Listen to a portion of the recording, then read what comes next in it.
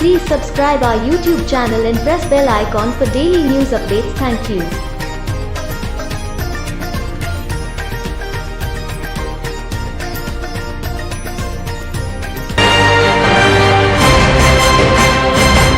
নমস্কার, বিটিএর আমার করিমগঞ্জ আপনাদের সবাইকে স্বাগত জানায়। আমি রাজশ্রী।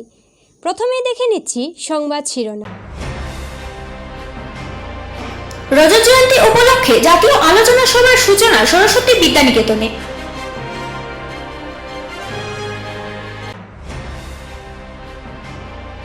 পৌর কেলেঙ্কারি নিয়ে স্পষ্টীকরণ পৌর কর্মচারী সংস্থার।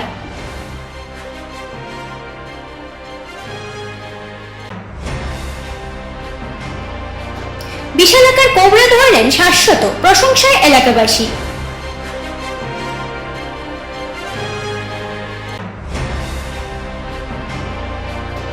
সারা ভারত কৃষক সভার প্রতিবাদ কর্মসূচি।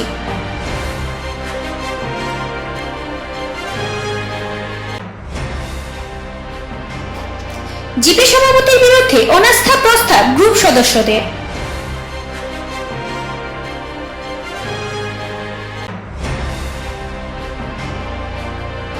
মন্দিরের প্রতিষ্ঠা দিবসে 108টি প্রদীপ প্রজ্বলিত করে হিন্দু ধর্ম একতার আহ্বান।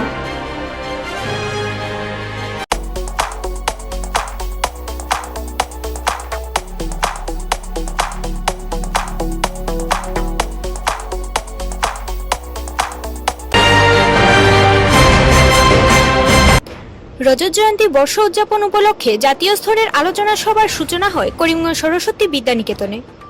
প্রদীপ প্রজ্বলন করে এই সভার শুভ সূচনা করেন যোগেন্দ্র সিং সিসোদিয়া, প্রবীণ তেওয়ারি। এতে মুখ্য অতিথি হিসেবে উপস্থিত ছিলেন ত্রিপুরা বিশ্ববিদ্যালয়ের উপাচার্য গঙ্গাপ্রসাদ প্রসাইন এবং সভার পৌরোহিত্য করেন ডক্টর জয়শ্রী চক্রবর্তী। দুদিন ব্যাপিয়া এই সভার জাতীয় শিক্ষানীতি 2020-এর বিভিন্ন দিক নিয়ে আলোচনা হবে। এই উপলক্ষে বিদ্যালয়ের প্রধান আচার্য অঞ্জন গোস্বামী জানান, দুদিনের এই সভায় জেলার বিভিন্ন শিক্ষা প্রতিষ্ঠান থেকে 200 জন অংশগ্রহণ করবেন। সমাপ্ত হবে রবিবার বিকেলে।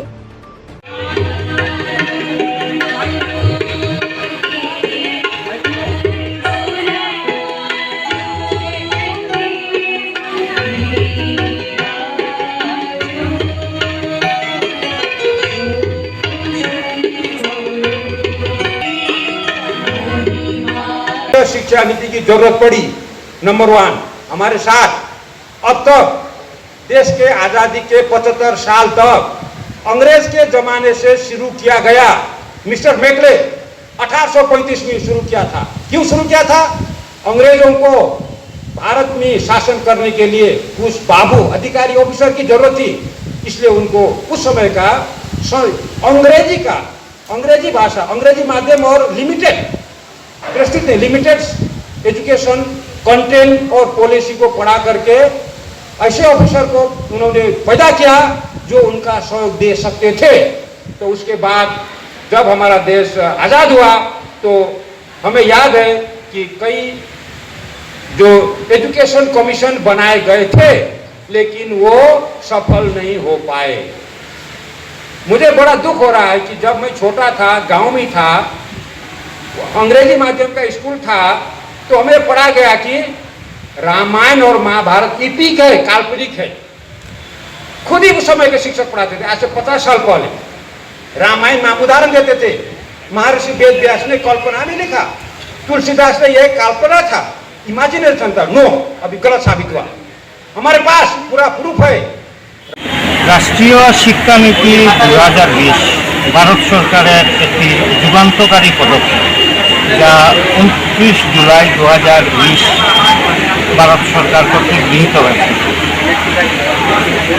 এখন পর্যন্ত এই রাষ্ট্রীয় শিক্ষানীতির বিরুদ্ধে সেইভাবে কেউ বলেনি, বরং সবাই এই শিক্ষানীতিকে স্বাগত জানিয়েছে।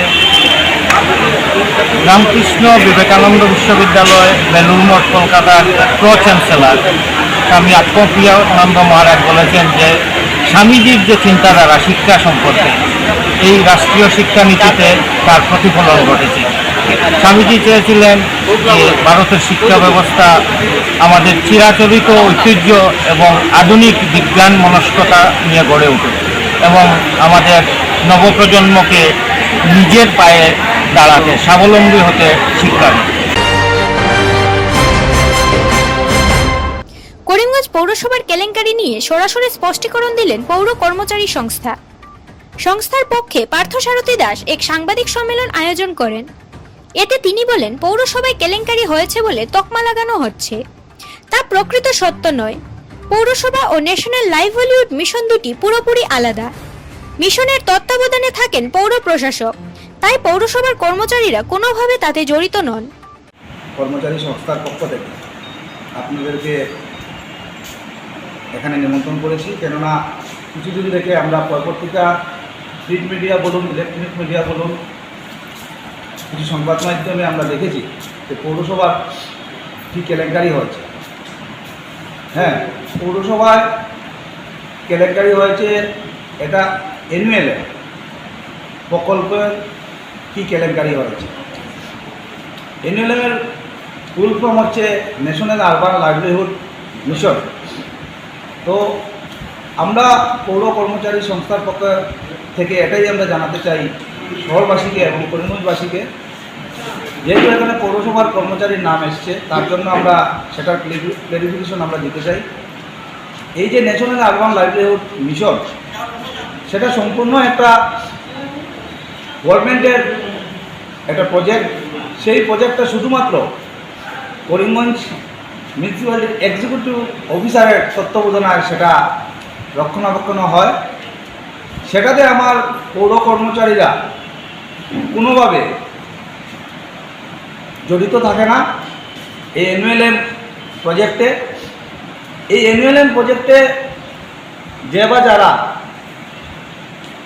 চাকরি করছেন, সেটাও একটা কন্ট্রাকচুয়াল বেসিসে এক্সিকিউটিভ অফিসারের মাধ্যমে এবং গভর্নমেন্টের মাধ্যমে নেওয়া হয়, এবং সেটা তাদের আলাদা রুম রয়েছে পৌরসভায়। আজকে করিমগঞ্জ পৌরসভায় এনএলএমের রুম রয়েছে বলেই যে এনএলএমের কোনো কেলেঙ্কারি হবে এবং করিমগঞ্জ পৌরসভার কর্মচারীদের নাম আসবে এবং পত্রিকার মিডিয়াতে আসবে যে করিমগঞ্জ পৌরসভায় কেলেঙ্কারি হয়েছে। বিশেষ করে আপনারা দেখেছেন, আমরা ডেপুটি কমিশনারের একটি স্পিচে আমরা লক্ষ্য করেছি যে উনি বলেছেন যে পৌরসভার অ্যাকাউন্টেন্ট। তো আমি এটাই বলতে চাই যে ওনারা হয়তোবা সেই জিনিসটা জানা নেই যে পৌরসভার অ্যাকাউন্টেন্ট এবং এনএলএমের অ্যাকাউন্টেন্ট এই পার্সন যে একজন না, সেটা আমরা ক্লারিফাই করতে চাই আপনাদের মাধ্যমে করিমগঞ্জবাসীর কাছে। বিশেষ করে এনএলএমের প্রজেক্টটা টোটালি গভর্নমেন্ট প্রজেক্ট এবং সেটা রক্ষণাবেক্ষণে আমাদের এক্সিকিউটিভ অফিসার করে থাকেন। আমাদের পৌর কর্মচারীদের গতকাল আমরা একটা পৌর সংস্থার কর্মচারী সমিতির পক্ষে আমরা মিটিং করি। সেই মিটিংয়ে আমরা রেজলিউশন নিয়েছি যে আজকে আপনাদেরকে ডেকে প্রেসের মাধ্যমে টিভিতে দেখেছি, নাম ঠিক বলতে পারছি না, উনি বলেছেন যে পৌরসভার অ্যাকাউন্টেন্ট, এটাই বলছেন। তো আমি এটা ভালো করে লক্ষ্য করলাম যে পৌরসভার অ্যাকাউন্টেন্ট, ওনাকে জিজ্ঞেস করলেন অ্যাকাউন্টেন্ট নাম কি, তখন ডেপুটি কমিশনার বললেন নামটা এই মুহূর্তে আমার মনে হচ্ছে না। তো আই থিঙ্ক আমার মনে হয় যে পৌরসভার অ্যাকাউন্টেন্ট বলতে আমাদের পৌর কর্মচারী যে পৌরসভার যে অ্যাকাউন্টেন্ট সজলেন্দু দাস, ওনার নামেই আসবে। তো সেটা তো আমরা আর বরদাস্ত করতে পারবো না, যেহেতু আমরা এখানে পৌর কর্মচারীরা এখানে পৌরসভায় কাজ করছে। তো সেটা আমরা বলছি যে আমাদের সজলেন্দু দাস এনএলএমের অ্যাকাউন্টেন্ট নয়, এবং আমাদের দেবাশিস দাসও সেই দিন গিয়েছিল, সে অফিসার এক্সিকিউটিভ বলেছে বলে ওনারা গিয়েছে। তার জন্য ওনারা যে কোনো তথ্য দিতে গিয়েছেন বা কিছু বলতে গিয়েছেন সেটা নয়, ওনারা সেখানে গিয়ে বুঝতে পেরেছেন যে সেখানে এনএলএম নিয়ে কোনো কথাবার্তা চলছে। এটাই এনএলএমের জন্য যে টাকাটা আছে ডিরেক্টলি ওনাদের সেই টাকাটা এনএলএমের মাধ্যমে আছে। সেই টাকা রক্ষণাবেক্ষণ বা সেই টাকাগুলোর হিসাব নিকাশ সেই অ্যাকাউন্টেন্ট এবং এক্সিকিউটিভ অফিসার ওনারা জানেন। সেই ব্যাপার নিয়ে আমাদের কর্মচারীদের কোনো ধরনের হস্তক্ষেপ নেই, আগেও ছিল না, এখনও নেই, এবং এটা আইনগতভাবেও আমরা পৌর কর্মচারীরা কোনোভাবেই সেই এনএলএমের মাধ্যমে আমরা ঢুকতে পারব। তাই আপনাদের কাছে সেটা ক্লারিফাই করলাম। আমাদের বিশ্বাস যে মানুষের মনে বা শহরবাসীর মনে যদি পৌর কর্মচারীদের উপর কোনো ধরনের বিভ্রান্তিমূলক এই ধারণা থেকে থাকে, তাহলে আমরা সবার কাছে এটাই বলবো যে পৌর কর্মচারীরা এই ন্যাশনাল আরবান লাইভলিহুড মিশনের যে কেলেঙ্কারি হয়েছে আমরাও শুনতে পেয়েছি, আর যেটুকু শুনতে পেয়েছি সেটাও সত্যি বলে ধারণা করছি। এনকোয়ারি চলছে, সেটা সঠিকভাবে এনকোয়ারি হবে।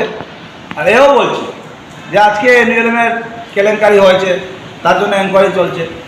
অদূর ভবিষ্যতে যদি পৌরসভার কোনো ফান্ড নিয়ে বা কিছু নিয়ে যদি কেলেঙ্কারি হয়ে থাকে, এনকোয়ারি হয়, তা আমাদের পৌর কর্মচারী বা যে বা যারা দুষ করবে আইনের পথে চলবে, সেটাকে বাধা দেওয়ার জন্য আমরা তো আর বসিনি এখানে। সেটা আমরা একমত যে আইনের মধ্যে চলবে, কিন্তু আমাদের একটাই আপনাদের কাছে রিকোয়েস্ট, যা হয়েছে আপনারা সত্যি তুলে ধরবেন এবং এই এনএলএমের ঘটনায় আমাদের পৌর কর্মচারীরা কোনোভাবেই জড়িত না।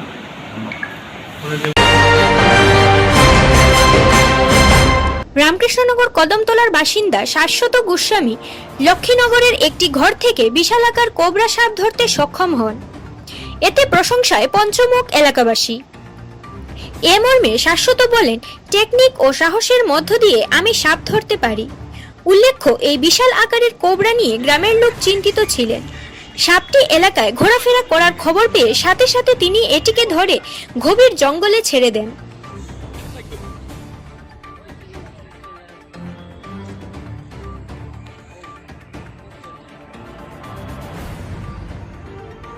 আপনার নামটা?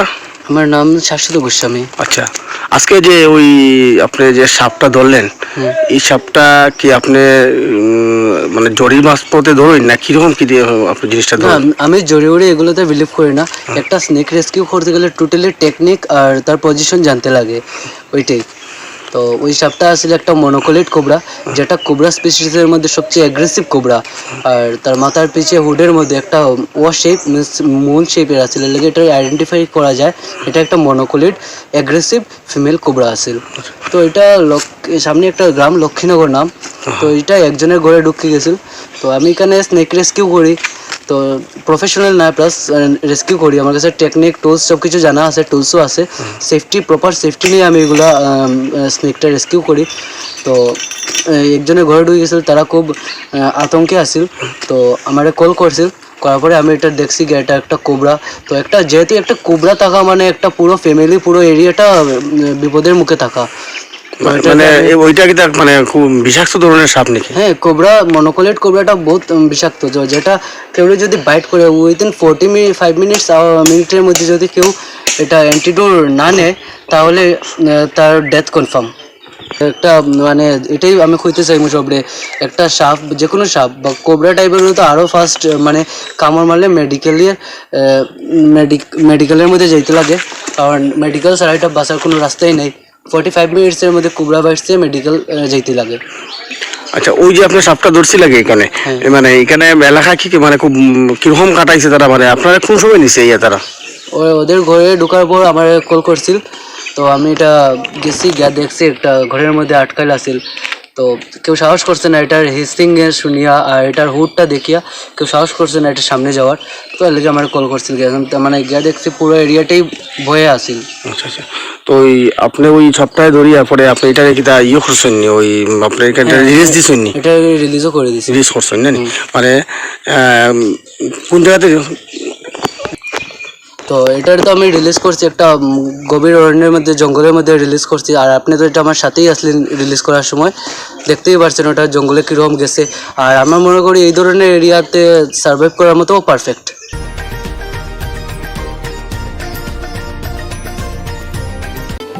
চিকিৎসা সংবাদ, চিকিৎসা সংবাদ, চিকিৎসা সংবাদ।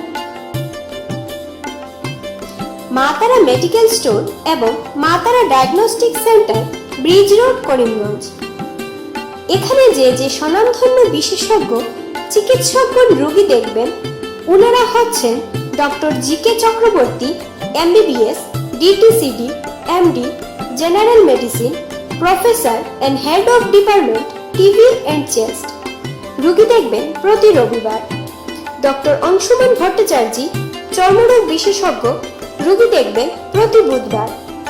ডক্টর তাপস পাল, মেডিসিন বিশেষজ্ঞ, রোগী দেখবেন প্রতি সোমবার, বুধবার এবং শুক্রবার। ডক্টর সুমন বৈদ্য, নার্ভ ও মস্তিষ্ক রোগ বিশেষজ্ঞ, রোগী দেখবেন প্রতি শনিবার। ডক্টর অয়ন পুরখাস্ত, ডায়াবেটিস বিশেষজ্ঞ, রোগী দেখবেন প্রতি রবিবার।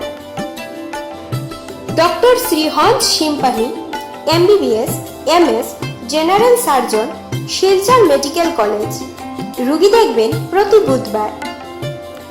Doctor Dipankar Das, cardiologist, MBBS, gold medallist, MD, DM, GB Pant হাসপাতাল, নতুন Delhi.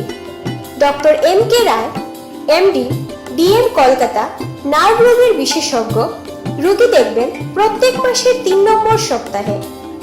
Doctor Dipjyoti Barman, MBBS, MS, ENT, Silchar medical college, নাক, কান ও গলা বিশেষজ্ঞ। ডক্টর ইমরান খান, MS, অস্থিরোগ বিশেষজ্ঞ, শিলচর মেডিকেল কলেজ, রোগী দেখবেন প্রতি বুধবার। ডক্টর সুনীল কুমার, কলকাতা RN টেগোর হাসপাতাল, বিশিষ্ট কিডনি বিশেষজ্ঞ, নেফ্রোলজিস্ট, আমাদের এখানে রোগী দেখবেন।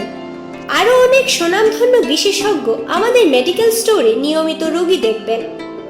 আমাদের যোগাযোগ নাম্বার 7896065923 এবং 8876337065 এবং 9435585637 এবং 9435287149। অগ্রিম বুকিং এর জন্য যোগাযোগ করুন এই নাম্বারগুলোতে। সকলের সুবিধার্থে আমাদের মেডিকেল স্টোরে সকল ধরনের ঔষধও পেয়ে যাবেন। সকলের সুস্বাস্থ্য আমাদের কাম্য। ধন্যবাদ।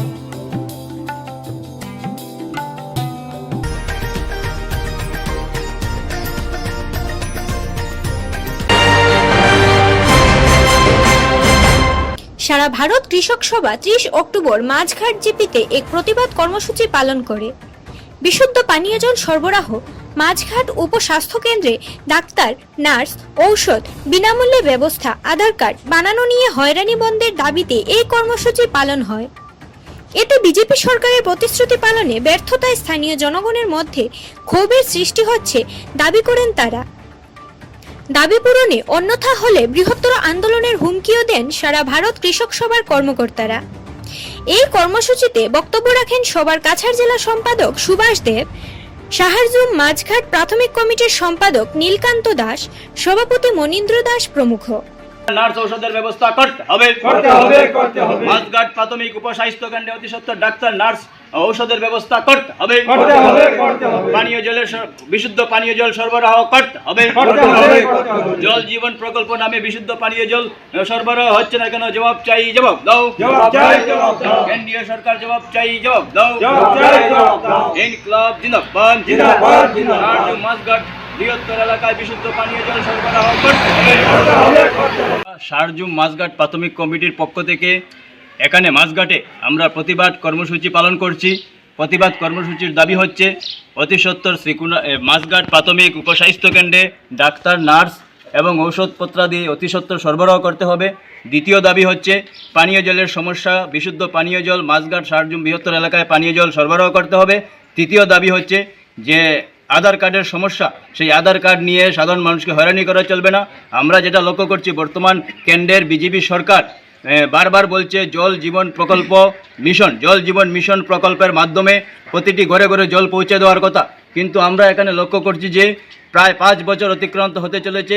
মাঝঘাটে এখানে প্রাথমিক পিএইচই প্ল্যান্ট থাকা সত্ত্বেও এখানকার মানুষ জল পাচ্ছেন না এবং প্রতিদিন জলের জন্য গরিব মহিলারা অনেক দূর দূর হেঁটে জল সংগ্রহ করতে হচ্ছে এবং এখানকার যারা খাল, বিল, পুষ্করিণীর জল খেয়ে এখানকার সাধারণ মানুষের অসুখ সৃষ্টি হচ্ছে এবং এখানে প্রাথমিক স্বাস্থ্যকেন্দ্র একটি 10 বছর থেকে বানানো হওয়া সত্ত্বেও এখানে এই প্রাথমিক স্বাস্থ্যকেন্দ্রে ডাক্তার, নার্স নেই। প্রতিদিন মানুষ অসুস্থ হলে অনেক দূর গিয়ে এখানকার যারা সাধারণ মানুষ অর্থনৈতিক দিক থেকে অনেক পিছিয়ে পড়া এলাকা।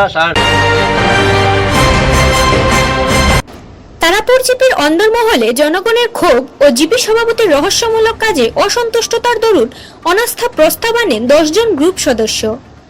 বিগত 3 বছরের কার্যকালে এই জিপি সভাপতি ও তার স্বামীর রহস্যজনক ভূমিকার কারণেই জিপির উন্নয়ন পিছিয়ে বলে ক্ষোভ ব্যক্ত করেন তারা।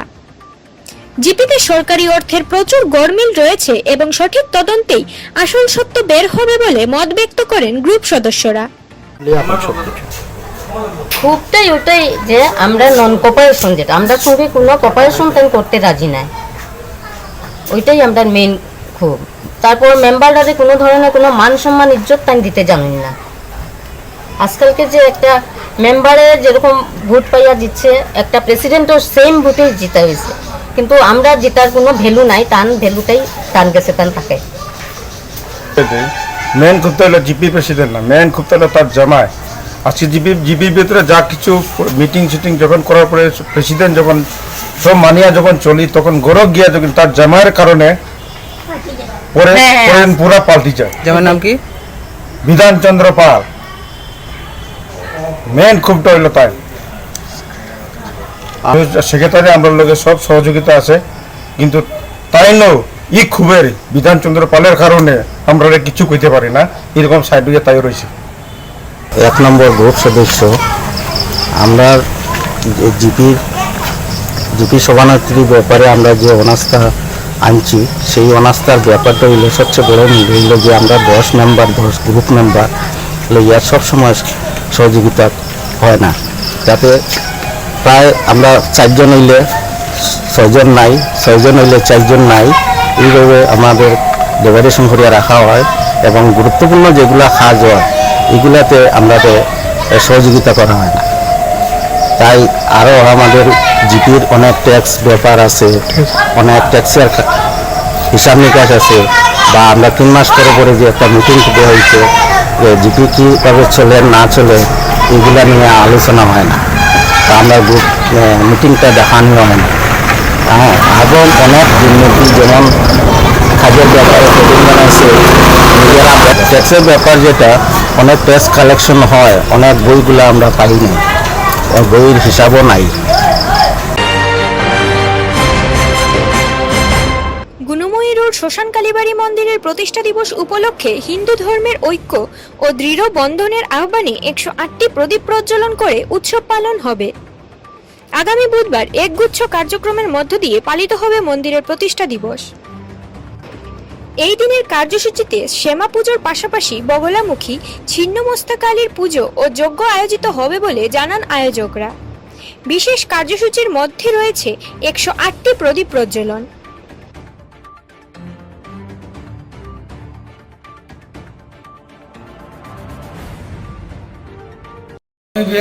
শ্মশানকালী মন্দির এটা আজকে 35 বছর জায়গা এনে উৎসব হইতেছে। এনে শ্মশান কমসে কম শ্মশান এটা সমাধি, নাচ সমাজ, বৈরাগী সমাজ, এগুলো সমাধি এনে হইতেছে। নিচার পক্ষ ধরনের 60 থেকে 70,000 মানুষ এনে সমাধি হয়েছে। এটা আমরা বছরে এটা পালন করে যেতেছি, সবের কামনা প্রত্যেক বছরে এগুলা পালন করতে আছি, সবেরই সহযোগিতার দ্বারাই করে দিতেছি। আর সবাই আবেদন করে সবে 4 তারিখ আয়া এই মন্দিরের উৎসবটা শোভাদন করতে পারি। প্রতিষ্ঠা দেওয়া হয়। হ্যাঁ, প্রতিষ্ঠান থেকে এর পূজা করতেছি। হ্যাঁ, সবেরই মনের কামনা পূর্ণ করবার লাগে এগুলো হতে করোনা যেটা আছে। এই বছর কি কি কার্যসূচি হয়েছে আপনাদের উৎসবে? হ্যাঁ, উৎসবে বহুত কিছু অন্ন প্রসাদ বিতরণ হবে, এনে যজ্ঞ হবে, মৃত্যুঞ্জয় যজ্ঞ হবে না, ধরুন আমরা যেটা পূজা করি সবসময় সব যজ্ঞ আছে। এনে বগলা কালী পুজো হবে, ছিন্নমস্তা কালী পুজো হবে, মা তারা পাট্টা কালী পূজা হবে, হরগরি পূজা হবে, এগুলো বিভিন্ন ধরনের নবগ্রহর এই মন্দিরের জিনিস তৈরি করা হয়েছে আর কি। কালী পূজার রাত্রে পূজা? হ্যাঁ, রাত্রে পূজা রাত্রে। হ্যাঁ, কালী পূজা রাত্রে এগুলো পূজা হইবে। আচ্ছা, সবেরই নিমন্ত্রণ জানাইতেছি, সবই আইয়া এই মন্দিরটা প্রতিষ্ঠান করে সবই সহযোগী করে আমার এগুলা